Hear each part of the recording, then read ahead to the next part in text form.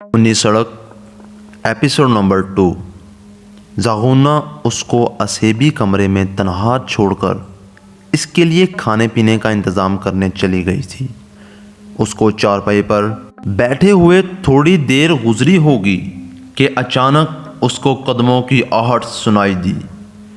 उसने सर उठाकर देखा तो ज़ागुना हाथ में एक थाल लिए खड़ी नज़र आई थी। ज़ागुना को देखकर इसकी रीढ़ की हड्डी में सनसनाहट दौड़ गई। ज़ागुना ने अपने जिस्म पर सतरपोशी के लिए सिर्फ एक चादर ओढ़ रखी थी। चादर से इसके जिस्म की रानाइयाँ फूट रही थीं। काशिफ की नज़रें अज़े खुद झुक गई थीं। ज़ागुना ने चेहरे पर बहुत ही गहरा किस्म का मेकअप कर रखा था। इससे कबल ज़ागुना का चेहरा मेकअप से आरी था। लो बाबू, खाना खाओ, ये कहकर इसने काशिफ की जानिब थाल बढ़ा दिया। इसने फौरन हाथ बढ़ाकर थाल ले लिया था। थाल लेते हुए काशिफ के हाथों की उंगलियां इसके हाथों से टकरा गईं। उंगलियां इसके हाथों से टकराते ही हैरत का एक शदीद झटका सा लगा था। ज़ागुना का हाथ बेहद गर्म था। यूं लगता था जैसे किसी तपे हुए लोहे से इसके हाथ टकरा गए हों। इसने हैरत भरी नज़रों से इसकी जानिब देखा लेकिन कहा कुछ नहीं। लेकिन ज़ागुना इसकी निगाहों का मतलब समझ कर बोली, मुझे बुखार है बाबू। काशिफ इसकी बात सुनकर चौंक पड़ा और बोला, इतने तेज़ बुखार के बावजूद तुम मेरी मदद के लिए? कहीं से भी, तुम्हारी बातों से भी मुझे ऐसा नहीं लगा कि तुम बीमार हो। इसके लहजे में हैरत थी। मैं क्या करूं बाबू, मैं ऐसी ही हूं। किसी को तकलीफ़ में देखकर अपना दर्द भूल जाती हूं। ज़ागुना ने मुस्कुरा कर कहा। इसने कोई जवाब ना दिया और खाने की सिमत तवज्जो कर ली थी। थाल में चावल थे और इनमें बोटियां थी। तुम खाओ, मैं 2 मिनट में आती हूँ। इतना कहकर वो कमरे से बाहर निकल गई। चावल वाकई मज़ेदार थे। इतने लजीज चावल तो इसने शहर में भी नहीं खाए थे। काशिफ खाने में मशगूल था कि ज़ागुना फिर इसके सर पर आंख खड़ी हुई। इस बार इसके हाथ में एक प्याला था जिसमें कोई मशरूब था। बाबू, तुम्हारे लिए यहाँ की ख़ास चीज़ लाई हूँ, पीकर जी खुश हो जाएगा तुम्हारा। इतना कहकर ने वो प्याला काशिफ के हाथ में थमा दिया। काशिफ जो कि चावल ख़त्म कर चुका था, मशरूब का प्याला लेकर मुस्कुराया और बोला, बहुत शुक्रिया तुम्हारा ज़ागुना, चावल बहुत लजीज हैं। इतना कहकर इसने देखे बगैर ही मशरूब से मुंह लगा लिया था। मशरूब जैसे ही इसके हलक से उतरा, ज़ागुना के होंठों पर नहायत ही पुरअसरार किस्म की मुस्कुराहट दौड़ गई। मशरूब का जायका नहायत तलख था लेकिन था वो भी मज़ेदार। मशरूब पीते ही इसकी आंखें खमार आलूद हो गईं। अब पहली बार इसने ज़ागुना को बदली हुई नज़रों से देखा, जबकि ज़ागुना फातिहाना मुस्कुराहट के साथ खड़ी थी। इसने ज़ागुना का हाथ पकड़ लिया। इसके लबों पर मुस्कुराहट दौड़ गई। ज़ागुना ने कोई तौरज ना किया। यूँ लगता था जैसे वो इन मामलात के लिए तैयार हो। इसने अपने जिस्म से लिपटी हुई चादर उतार फेंकी। जैसे ही देखते कमरे के आसिफ़-ज़दा माहौल में खमार आलूद सिसकियाँ गूंज रही थीं। ज़िंदगी में पहली बार काशिफ ने अपनी बीवी के अलावा किसी गैर औरत की कुर्बत हासिल की थी, वरना इसने अपनी बीवी के सिवा किसी नामहरम को आज तक हाथ नहीं लगाया था। लेकिन ज़ागुना के पिलाए मशरूब में न जाने क्या बात थी जिसने इसकी सारी पारसाई को हमेशा के लिए दागदार कर दिया था। काफ़ी देर तक इसके और ज़ागुना के दरमियान करब का माहौल रहा। इसके बाद वो थक कर सो गया था। अचानक एक तेज़ किस्म की चुभन से इसकी आँख खुल गई। दर्द का शदीद एहसास काशिफ को अपने जिस्म में महसूस हो रहा था। चुभन का एहसास इसको अपनी गर्दन के पास से हो रहा था। साथ कोई ठंडी सी शय अपनी गर्दन के पास बहती महसूस हो रही थी। इसने पूरी आंखें खोलकर देखा तो खौफ से इसकी चीख निकल गई। ज़ागुना इसके ऊपर अपने तेज़ धार खंजर के साथ इसके खून से इसके होंठ लगाकर पी रही थी। इसको ये समझने में बिल्कुल देर ना लगी कि ज़ागुना خون آشام ہے اور خنجر کی مدد سے لوگوں کی گردنوں پر چیر لگا کر ان کا خون پیتی ہے۔ چبھن کا احساس اسی خنجر کا تھا۔ اس نے دونوں ہاتھوں کی مدد سے زاغونا کو دھکا دیا اور چارپائی سے اٹھ کھڑا ہوا۔ اس کی گردن سے خون نکل رہا تھا، اس سے اس کی بنیان بھیگ چکی تھی۔ دھکا لگتا ہی زاغونا دوسری طرف جا گری تھی۔ کاشف نے فوراً اپنی بنیان اتاری اور گردن کے گرد باندھ کر خون کا اخراج روکنے کی کوشش کی۔ زاغونا چلاتی ہوئی اٹھی، لیکن وہ فوراً ہی کمرے سے باہر نکل بھاگا تھا۔ زاغونا بھی چلاتی ہوئی پیچھے بھاگی تھی۔ اس کی آواز خمار آلود تھی۔ بابو بابو، میں بہت پیاسی ہوں، تیرا خون بہت لذیذ ہے، اب تو سڑک پر کوئی بھی نہیں آتا، تم آئے ہو تو ہماری پیاس بجھے گی۔ اس کا دل ایک عجیب انداز میں دھڑک رہا تھا۔ چڑیلوں کو کہانیوں میں پڑھا اور فلموں میں دیکھا تھا، لیکن اس کا اتفاق آج پہلی بار ہی ہوا تھا۔ اس کو اب پتہ لگ گیا تھا اس سڑک پر لوگ بدروحوں کی مرہون منت ہیں۔ وہ جس کمرے میں گھسا تھا، اس کمرے میں بھی ویسے ہی موم بتیاں روشن تھیں جو کہ زاغونا والے کمرے میں روشن تھیں، جس سے کمرے کا ماحول عصبی اور پراسرار ہو رہا تھا۔ کاشف نے کمرے کا جائزہ لیا تو کمرے کے اندر کی چیزیں دیکھ کر وہ مزید دہشت زدہ ہو گیا تھا۔ کمرے کے اندر لاتعداد انسانی کھوپڑیاں اور ڈھانچے موجود تھے، جن کا ڈھیر ایک دوسرے کے اوپر تھا۔ نہ جانے کن بدنصیب انسانوں کو مار کر ڈھانچوں میں تبدیل کر دیا تھا۔ وہ فوراً ان ڈھانچوں کے پیچھے جا چھپا۔ اب کسی بھی طرح اپنی جان بچا کر وہاں سے نکلنا چاہتا تھا۔ زاغونا اس کے تعاقب میں آگے ہی نکل گئی تھی۔ اس کو ڈھیر کے پیچھے چھپے تھوڑی ہی دیر ہوئی تھی کہ عجیب سی آواز سن کر وہ چونک گیا۔ وہ آواز اس ڈھیر سے آتی ہوئی محسوس ہو رہی تھی۔ وہ آواز نہایت عجیب سی تھی، درد و کرب میں ڈوبی ہوئی، جیسے کوئی سخت تکلیف میں ہو، بیمار ہو۔ اس نے چونک کر ادھر ادھر دیکھا تو اس کو ڈھیر میں حرکت ہوتی محسوس ہوئی۔ ڈھیر اپنی جگہ چھوڑتا جا رہا تھا۔ اچانک اس نے ڈھیر کے وسط سے ایک ہاتھ برآمد ہوتے دیکھا تھا۔ برآمد ہوتے ہوئے ہاتھ کو دیکھ کر اس کی چیخ نکل گئی اور اس کو جھرجھری آنے لگی۔ وہ ایک انسانی وجود تھا جو کہ آہستہ آہستہ باہر آ رہا تھا۔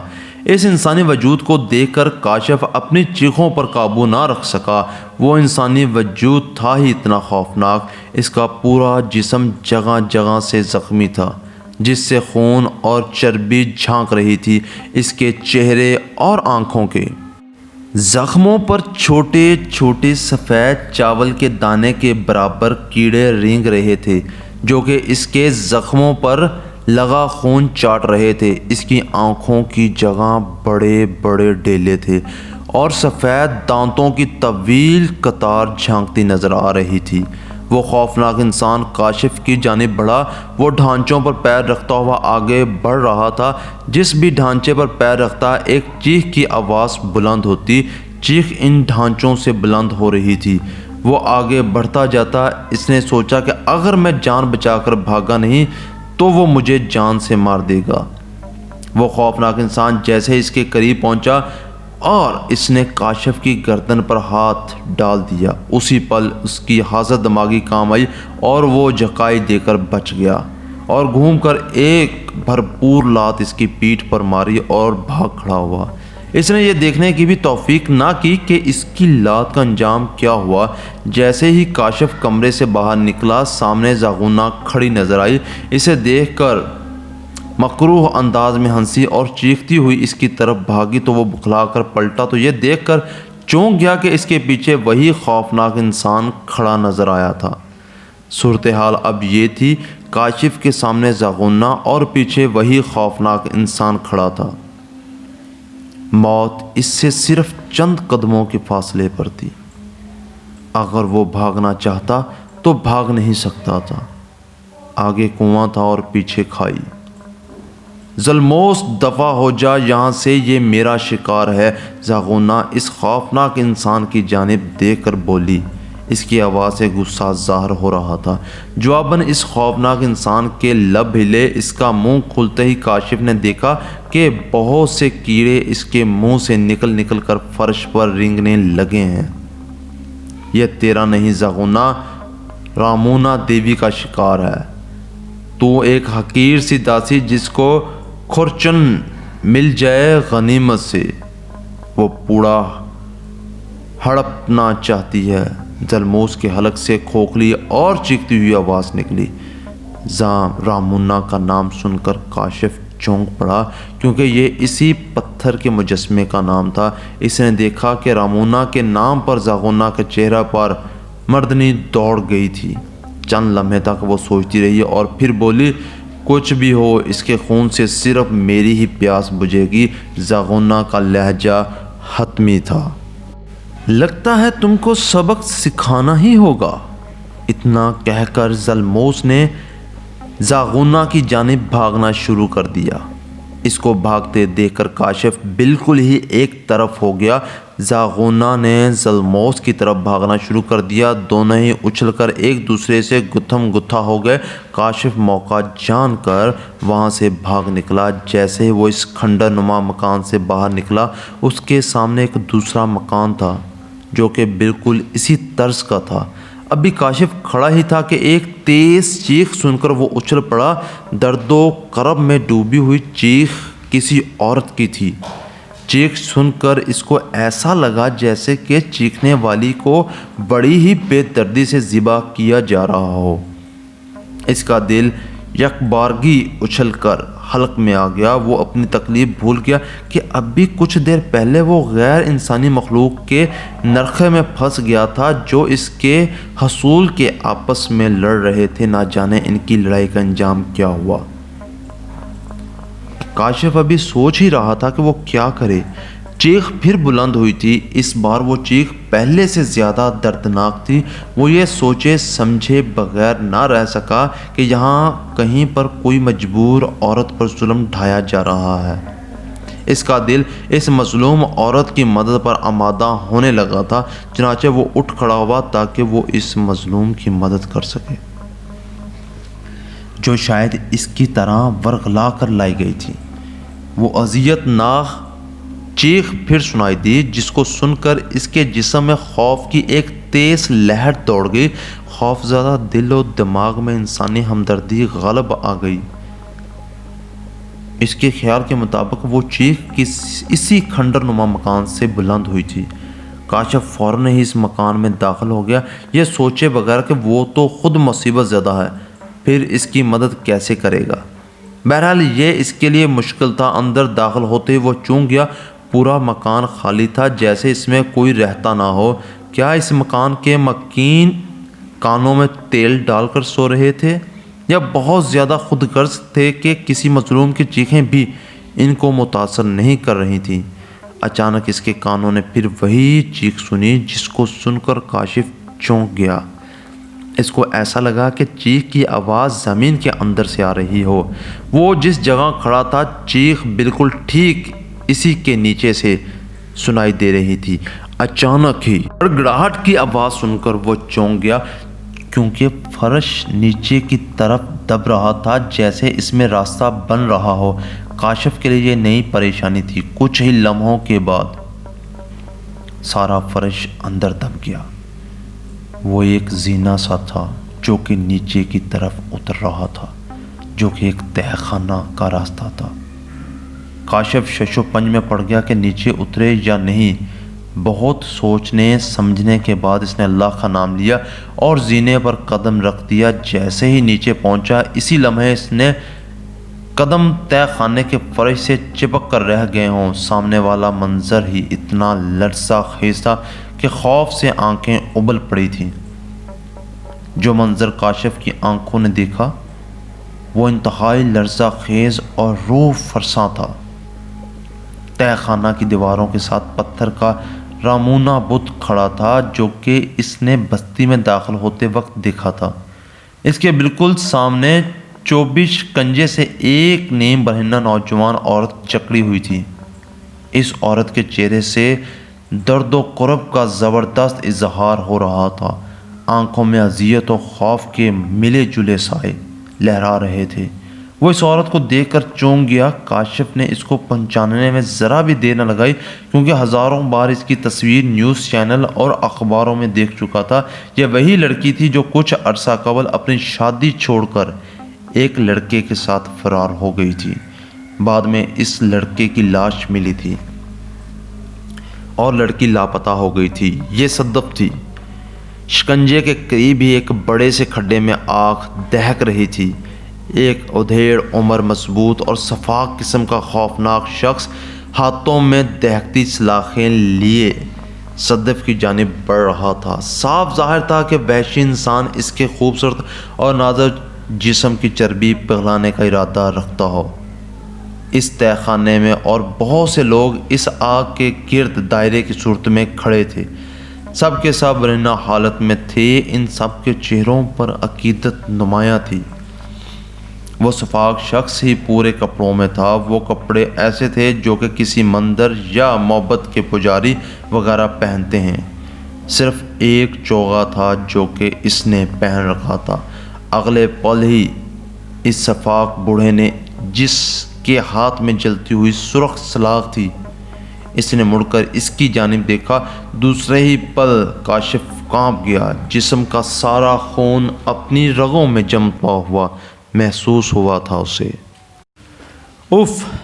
وہ سرد آنکھیں جن میں شفافیت بھری تھی، وہ ان آنکھوں میں اس کو سانپ کی تیز اور خوفناک چمک لہراتی ہوئی نظر آ رہی تھی۔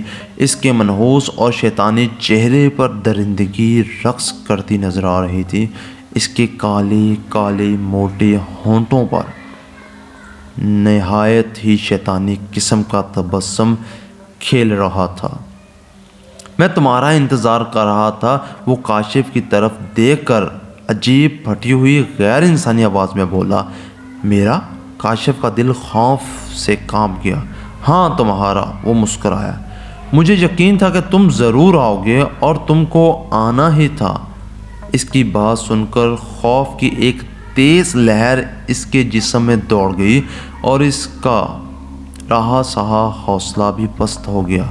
پتہ نہیں اس منحوس چہرے پر ایسی کیا بات تھی، ایک انسان نظر آنے کے باوجود اور انسانوں سے مختلف تھا۔ اس کی آواز غیر انسانی اور کھوکھلی تھی، زاغونہ کی آواز کی طرح۔ کاشف کا دل دہشت سے بھر چکا تھا۔ نوجوان، اس لڑکی کے بعد تمہارا ہی نمبر ہے۔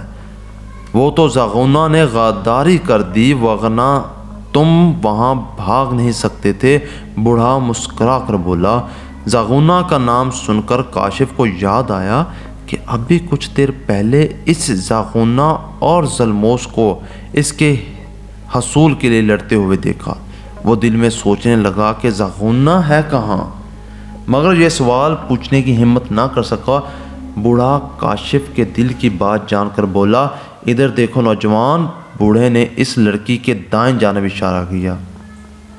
اس نے دوسری طرف دیکھا تو زاغونہ فرش پر پڑی تڑپتی نظر آئی۔ اس کے پورے جسم پر وہی سفید کیڑے چپکے ہوئے تھے جو زاغونہ کے جسم کو چاٹ رہے تھے، اور پاس ہی میں زلموس کھڑا تھا۔ زاغونہ کے چہرے پر شدید قسم کی تکلیف کے تاثرات پائے جاتے تھے۔ یہ اس کی غداری کی سزا ہے۔ بوڑھا صفاقی سے مسکرایا۔ کیسی غداری؟ کاشف کے منہ سے از خود نکلا، ہاں غداری۔ بوڑھا غصے سے بولا، وہ تمہاری خون کے لیے اکیلا ہی پینا چاہتی تھی۔ وہ جانتی تھی کہ تمہارا خون دیوی رامونا کی امانت ہے، مگر تم بھاگ نکلے اور اب اس کو اس جرم پر سزا ملے گی۔ بوڑھا غصے سے بولا۔ کاشف نے کوئی جواب نہ دیا، بس ہونٹوں پر زبان پھیر کر رہ گیا، رحم رحم مقدس راؤن۔ زاغونہ کے حلق سے درد میں ڈوبی آواز نکلی۔ تو جانتی ہے زاغونہ، ہماری کتاب میں رحم نہیں، تیری وجہ سے رامونا کی صدیوں پرانی خواہش دم توڑ دیتی۔ اب چل اس آگ میں کود جا جو اب صدیوں تک تیرا مقدر بنا دی گئی ہے۔ بوڑھا قہر آلود لہجے میں دھاڑا۔ کاشف یہ پوچھنے کی ہمت ہی نہ کر سکا کہ رامونا کون ہے، وہ تو پہلے ہی خوف کا شکار تھا۔ نہیں یہ آگ، زاغونہ خوف سے بڑبڑائی۔ تو جانتی ہے یہ مقدس آگ ہمارے جلانے کے بجائے ہماری روحوں کو اذیت دے گی، کیونکہ ہم کو پہلے ہی مر چکے ہیں۔ بوڑھا بڑبڑایا۔ مر چکے ہیں؟ کاشف چونکا۔ ہاں نوجوان، بہت سال پہلے اس بستی میں طاعون کی بیماری پھیلی تھی، جس سے سارے لوگ مارے گئے تھے۔ چونکہ ہم لوگ ڈکیت تھے اس لیے حکومت نے ہماری مدد نہیں کی تھی، اس لیے کوئی امداد نہ ملنے کے سبب سب کے سب لوگ مارے گئے، بچے، بوڑھے، عورتیں۔ ہم شروع سے مقدس رامونا کے پجاری تھے۔ رامونا کے لیے خون فراہم کرنا ہماری ذمہ داری تھا، اس لیے جو بھی ہمارے شکنجے میں پھنس جاتا وہ رامونا کی بھینت چڑھ جاتا۔ تعاون کی وجہ سے ہم لوگ مارے گئے، مگر ہماری روحوں کو مقدس رامونا نے فنا ہونے نہیں دیا۔ پھر ہم باہر کے لوگوں سے بدلہ لینے لگے۔ لوگ اپنی گاڑیوں میں یہاں آتے، ہم ان کے جسم کا سارا خون پی لیتے اور لاش لوگوں میں خوف پیدا کرنے کے لیے سڑک پر چھوڑ دیتے۔ ہم چاہتے لاش لے جانے والے بھی ہمارا شکار بن سکتے تھے، مگر جان بوجھ کر دہشت کے لیے ان کو چھوڑ دیتے تاکہ لوگوں میں ہمارا ہراس پھیلے۔ اس کی بات سن کر کاشف کی آنکھیں خوف سے ابل پڑیں۔ یہ اس کے باعث دہشت زدہ تھا کہ وہ خون اشام روحوں کے چکر میں پھنس گیا تھا۔ بوڑھا چند لمحے تک زاغونا کو دیکھتا رہا اور پھر بولا،